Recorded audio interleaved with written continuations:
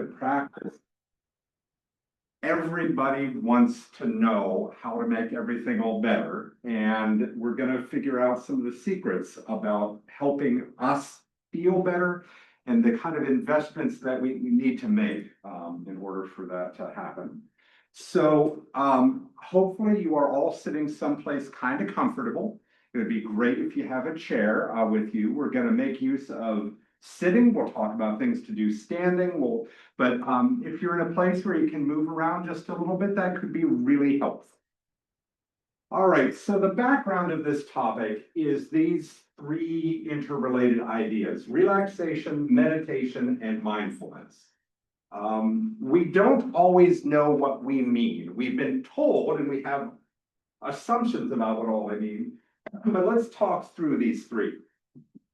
Relaxation, which is going to be one of our central focuses today, is about calming down the autonomic nervous system, the part of us that does either rest and digest or fight, flight, or freeze. We should spend, ideally, most of our time in rest and digest. That is where our body heals. That is where our body actually metabolizes fat instead of burning little calories. It's where we have lovely, interesting conversations instead of arguments. It's the happy place. Historically, of course, our ancestors had to deal with saber-toothed tigers, and so as a result of that, they needed to have the capacity to go into fight, flight, or freeze. But today, we're using fight, flight, or freeze to deal with like work stress, right? I've got a deadline coming and I'm ready to poke something with a sharp stick. That doesn't work. So how do we get so that we're spending more of our time in that rest and digest side? That is what relaxation is about. And we'll focus in on some of the key, really well supported in the literature techniques around that. And then, of course, we hear a lot about meditation and mindfulness, and they are powerful. There's no question that meditation and mindfulness are powerful elements being used in wellness medicine, in clinical medicine, in recovery, in cancer treatment, all kinds of places. You'll see research on meditation and mindfulness, and they're incredible. The thing is, nobody fully agrees on the definitions of what they are. Each researcher sets up a version of it that matches what they're trying to look at. And so I can give you some gems from these that are worth thinking about, but I would also suggest approaching them with a certain amount of discretion. What exactly am I getting into before you say, oh, I'm going to start meditation? Well, which one? What version of it? So mindfulness. Mindfulness is a term for a type of awareness where I am aware of, keyed into addressing what I am doing right now. I am not running on autopilot. Mindfulness is the opposite of that mindlessness that is necessary to do a lot of things. If you drive stick shift, don't try to be mindful about it. Just let it happen. Riding a bike, similarly. There are many things we should let automatic parts of our brain run on. If those of you who have a neuro background, that would be the default mode network is highly linked to the opposite of mindfulness. Mindfulness is then engaging with more prefrontal cortex stuff. That is, I am making decisions, I am aware of them. I am aware of my focus, I am aware of my thoughts, I am aware of my body. This is why a famous mindfulness exercise is eat a slice of orange and really taste it. Right? It's bringing you into the present moment. And it certainly can be a very powerful tool. Some of the research coming out of it is mind-blowing, the things that it can address. It takes time and an investment in it. You can be trained to do it. It is not the answer to all of life's problems, but it really helps us think about life's problems more clearly. So it can be cultivated. It is easier to be mindful when we are relaxed. Ergo, the crossover in my poorly drawn Venn diagram here. Meditation, even more than mindfulness, has a very broad range of definitions. There are traditions from all over the world. We tend to think of the East Asian ones, I think, but truly there are meditative traditions that come out of Europe, out of Africa, out of South Asia, out of indigenous traditions in North and South America. It is globally something that almost every culture has come to some sort of type of meditative practice. They are not all the same. And I'll throw in one thing here. Guided meditation, where there's a voice with you the whole time, perhaps you've used headspace, where it walks you through and provides some containment. Guided meditation is often right here in this sweet spot between meditation and relaxation. That's great. Ongoing meditation, where you don't have a voice guiding you, where you are sitting quietly for an extended period of time, can be very powerful, and so powerful that you can start to have unusual experiences while doing it. And that is why someone to help guide you through it and a community to practice it with is a very good idea. Some of these unusual experiences can actually be breakthroughs. Some of them can be somewhat unsettling, to put it lightly. So meditation is not the same as mindfulness, is not the same as relaxation. Certainly, there are types of mindfulness meditation that build on relaxation. It's not the default, not the norm there. But we are going to start by talking about relaxation itself and some of the things we can do to enhance that.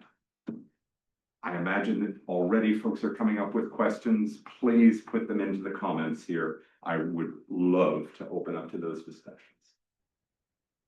So, we're going to bring in a word from my old gig in clinical psychology, and it's a word that we think we all have a good definition of, but oddly enough, it is each of our own version. I should have written it in red, but maybe I'm trying to be contradictory here. Anxiety.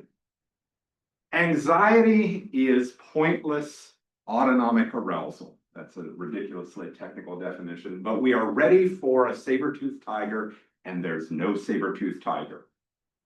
Were there a saber-toothed tiger, were there a threat, it would be fear.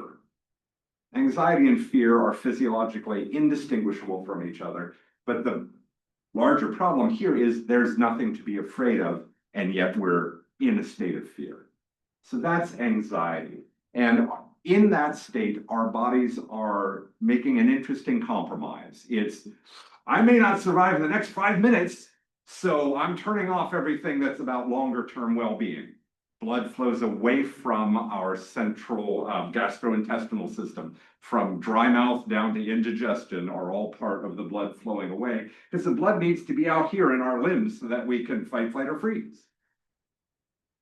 The brain stops thinking deep, interesting, connected thoughts and goes into threat assessment. Blood tends to flow away from the higher centers down into lower centers. Our immune system does not kick in nearly as well. Our immune system says, I don't need to cure the common cold. I may not make it through the next day. All of that, of course, makes us irritable, potentially sicker, tense. There are secondary disorders that come because we're not actually digesting our food. There's all kinds of problems. You don't need me to tell you that this is not a great way to live. But we've grown really used to it. That becomes kind of our norm, and we think, I won't be able to achieve this task if I'm not keyed up. Well, have you tried the alternative? No, I wouldn't know what that feels like. So relaxation is an effort to make it harder to get to this place. And so notice the way I phrase that. This is not about having a magic technique that as soon as you get uptight, you do, and suddenly you're cool. This is about an investment in long-term well-being. It does not actually take all that long, but it probably needs to be daily. And so what are we talking about? Well, the #1 treatment for anxiety that beats all substances, and if I can make the aside legal or illegal, is diaphragmatic breathing, is belly breathing. All new treatments for anxiety that have come out, pharmaceutical or otherwise, are compared against this technique I'm going to share with you. And consistently, when practiced over time, this belly breathing, this diaphragmatic breathing outperforms these other efforts to treat anxiety. That's impressive. And that was true 20 years, 30 years ago, and continues to be true today, that this is what we need to be doing. Why aren't we being told that? Well, we are. Therapists, counselors, et cetera, talk about this, but maybe we don't emphasize it as much as we need to. So this is where having a nice straight back chair is great.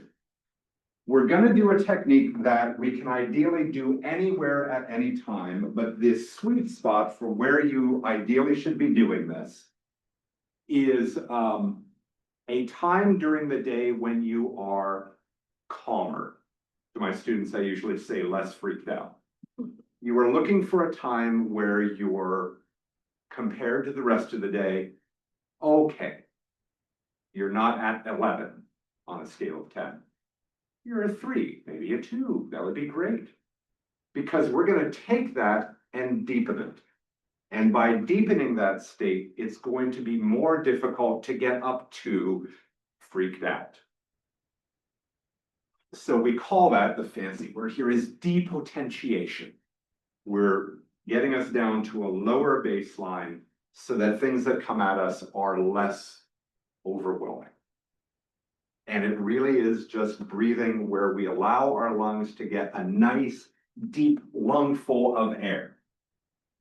So you're in a straight back chair, feet roughly shoulder width apart, toes pointing more or less forward. If your feet aren't touching the ground, bolster something under. We don't want you to be pulled aside. We're aiming for a nice elongated spine. So we settle back into the chair. You might want to roll your shoulders a little bit because we hold tons of tension in there. Let's put one hand on our bellies and one hand on our upper chest. And we want the hand on our bellies to move and the hand on our upper chest to not move much at all. And the first part, the key is that we're going to exhale and we're going to push out as much air as we can. We cave in our bellies, and the thing you'll often hear is almost as though your belly button's pulled back toward your spine. We're letting go of all that stale air. So let's do that. Push out all that air, maybe even a little cough. Get it out, and then let's do a nice inhale. And we're expanding the belly, but we're letting that lever open the ribs, feel it into your lower back, into your shoulder blades, and keep the throat open. And now let it go.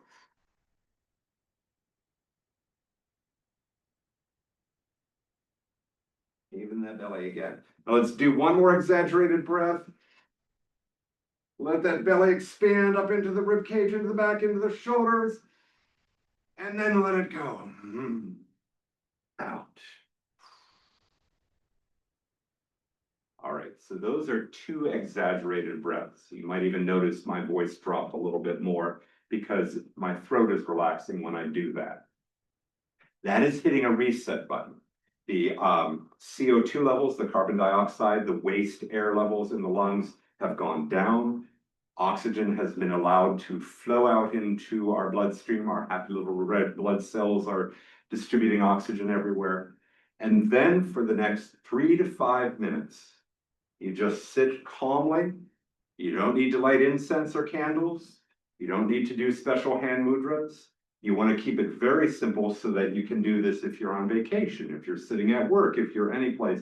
You want a stripped down version so that people on the bus won't look at you funny.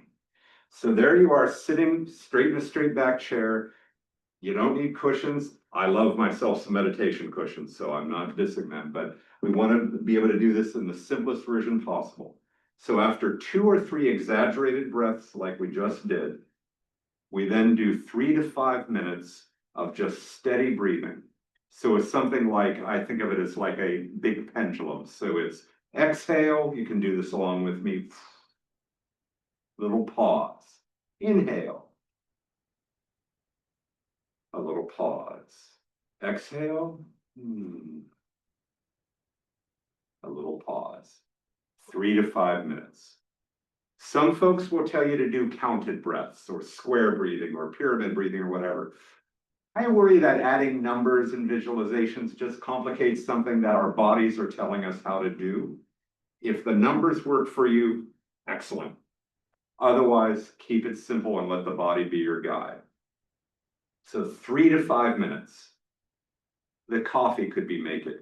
I'd recommend turning off the news, meaning nothing about that, but just turn off the news. Have it relatively quiet. Music could be fine. Keep it simple so that you can do it in any number of places. So that's the seated version, once a day at a time where you're relatively calm-ish. Within a month, somebody with lots of wires and detectors will find that you are at a lower level of autonomic arousal. And within 2 months, most people who do this report subjectively feeling better about it. Okay? So that's the seated version of this diaphragmatic that is working with the diaphragm, not against it. Diaphragmatic belly breathing. That's the seated version of it. Do that once a day. If you're doing that once a day, then we can do a standing version. And for this version, we want to have feet shoulder width apart, toes pointing forward. We want bouncy knees and tuck in the butt so that we have a nice straight spine and we're supporting it, and your quads are going to carry your body there. Nice straight spine, roll those shoulders. And we can, if your toes and all work really well, you go up on your toes, you stretch down and then go into this position. And then if you want, we can do the inhale and exhale. Inhale and exhale. And if you've done the seated version earlier in the day, then this will just tap into that. This will give you that extra check-in with that calmness that you've invested in. If you are having mild problems getting to sleep, if you're having just a little bit of issue, not something that we might call insomnia, when you should go see somebody about that, right? We all know to keep that. But if you have mild insomnia, and also if you have a little bit of leg twitch that might wake you up, you're going to lay down, you're going to bolster your knees so that it's not pulling on your back. You're going to roll the shoulders in and then just let the belly go down, back down in. And then you're going to do a sharp inhale and then a nice long exhale. You're going to do that once again, but this time you're going to try to make the exhale even longer. So sharp inhale, and then make the exhale last even longer.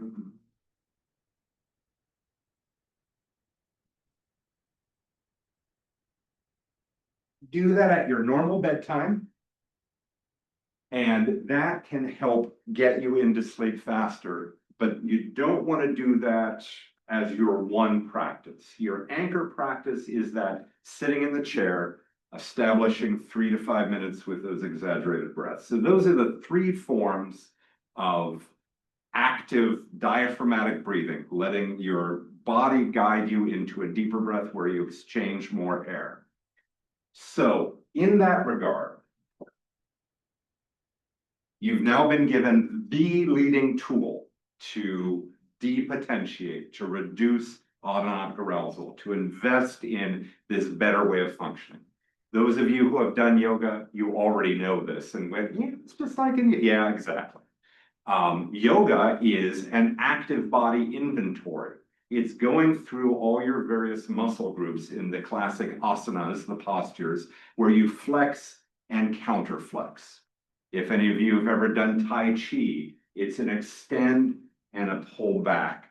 That is the second leading technique you'll hear, which is active body inventory, where you flex and counterflex. Curl down the toes, curl the toes up, squat down and then stretch up. Extend the arms and then hug yourself. All of these are active body inventory because we're hiding that tension in our bodies. Do that and breathe, fabulous, you're doing great. And then there's a third technique called passive body inventory. And that's the last of the big tools I want to convey to you today. And that's just sitting quietly and checking in with yourself. You check in, how are my toes doing? Are my toes relaxed? Yeah, my toes are relaxed. You can visualize happy blue light, pink light, whatever light you want to bathe your body in, and visualize it coming up your toes, through your heels, up your ankles, up your shins and calves. If you've done guided meditation, often they're doing something similar, sometimes from the head down or the toes up. All of this is a good way to slow down. And if you can pair it with a little bit of deep breathing, all the better. So we've given these three techniques of diaphragmatic breathing, the seated, the standing, and the laying down version. We've talked about active body inventory, which you can be guided through different types of stretches, and passive body inventory, where you're just imagining your body slowing down and being bathed in healing light. These start to stretch us into where relaxation and meditation meet, which is fabulous. But the key here is, do you have an initial investment in relaxation? We often say, well, a glass of wine at the end of the day, good for you, fabulous. That's not actually doing as much as deep breathing can do. We don't often allow ourselves to relax. We kind of just zone out. The investment that it takes in order for relaxation to start paying off and then becoming a foundation for these other practices, it doesn't take much. 3 to 5 minutes, one time a day. Don't do it while you're driving. I would be happy to address other elements of these other pieces of our Venn diagram here and open up discussion to anything else that comes up for you. Thanks, Dr. Daniels. We do have one question to start in the chat. CC, for the sitting position, is the hand on the chest meant to help us limit chest inhaling, instead inhaling more through the belly? Thanks, Dr. Daniels. Absolutely. So we are trying to, now it gets called belly breathing, and certainly you can do that. But the belly, the key here is that instead of inhaling by raising our chest and sucking in our belly, which actually doesn't allow us to breathe much, the guiding with the belly then tends to lever open the lower back into the shoulder blades and into more of the chest. So this hand up on the chest is just, it actually kind of feels nice too, but it's also to remind us, don't, but breathe with the belly. And once you're used to that, you don't have to do the hand position. I would also recommend, if you're getting into the details here, let the tongue just go, so long as your nose is clear for the day, let the tongue go forward just a little bit in the mouth. It doesn't have to go all the way forward, but just a little bit forward. And because the tongue roots in the throat, by moving it forward, you have a slightly more clear air passageway. Our next question is from Malia Chow. Malia asks, do you have any tips during anxiety attacks? Thank you for all this great information. Right. So if I can share a little clinical episode every now and again, because I taught most of my clients some version of this. And they would say, I tried that breathing crap and it doesn't work. And I asked them, when do you do it? Right before I have a panic attack. Oh, this is not ideal. Because now the breathing technique has been paired up with the challenge. So the bad short-term news is no, just exhale. Exhaling is the secret when it comes to when we're getting uptight. Exhale, exhale, exhale. It doesn't feel like we have air. You're right, you have stale air. Your lungs are full, but of stale air. So exhale is the secret. That's all you should do. And then just keep investing daily in that deep potentiating one anchoring practice. I actually have a follow-up question. Sorry, everyone, I'm sitting over to the side. Hopefully you can still hear me. But to follow up with that, I have noticed, because I did a lot of yoga back in the day, and I forget exactly what the breath is called, but I think, it's Ujjayi breath. So when you breathe out really forcefully, yep. And that I've noticed when I am feeling anxious or worked up, I do notice an impact. So I'm wondering if you're familiar with that, if you could speak to that a little bit. The forcefulness is pushing out the CO2. The forcefulness is getting rid of the stale air. And if you got to do it with a nice open mouth to get it out, but it's also going to involve a pulling in of the belly to force out that last bit of stale air so that that next lungful is much more oxygenated, assuming you're in a nice, healthy air environment. It's not nearly a big an issue as it used to be, but those who are smokers are actually doing deep breathing. The first thing they do after they light up is, if I could get people without a stick of toxins to do that 5 times a day, 20 times a day, that's a pack, right? If we could do that 20 times a day, it'd be huge. Instead of, killing ourselves. But yes, that nice forceful exhale often, especially if we have something to hearken it to. When I do this, it's like when I'm in the yoga studio. It's like when I'm hanging out with friends and relaxing. If there's something it can associate to pull us back to that happy place. I have a question. So this is also with the anxiety attacks. So to get to the relaxation stage again, do you think it is a lot of exhaling? My mom always says, like, if you can distract your mind for 15 minutes, then like you can kind of get yourself out of that phase of thoughts. Or is this like kind of off topic, or like do you think that? No. So we're exhaling. We're also taking a really brisk walk. We're exercising because the body has just gone to battle stations. And also simultaneously made us not in our best mind to deal with it. Really brisk walk. If you can run, work off that energy, which is also going to force you to breathe more deeply. And hopefully it also is probably good for you, right? Getting that in. Unfortunately, we find ourselves trying to distract ourselves a lot. And the only reason I would say let's not do distraction is because that's what we spend a lot of our time doing. And the way we distract ourselves, and I'm about to say something horrible, social media does not make us calmer, happier people. There's like no research supporting that, sadly, and it's quite the opposite. Social media is designed to make us feel more uptight. It's giving us little empty calories of information and not long format. We're not looking far away, we're looking about this close. So what we tend to do with the distraction tends to not always be the right thing. So I would say exhale and exercise, and then make those investments in the other parts of your day towards centering down, as we say in the meditation community. Find those times for nice, deep centering exhales and presence. We have another question. Well, first, a nice comment from Diane Saraceni. This was such a great session. Thank you so much. Thank you, Diane. And Malia has a follow-up question. In your chart on the board, is there something that truly combines all three, meditation, relaxation, and mindfulness? Which is actually another question I had. What is in the middle there? Yeah. So the answer is you can work your way toward that.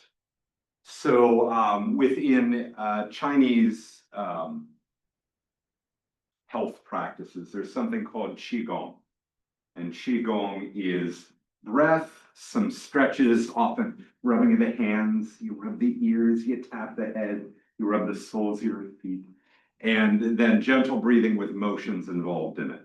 And Qigong definitely involves relaxation. I should rate.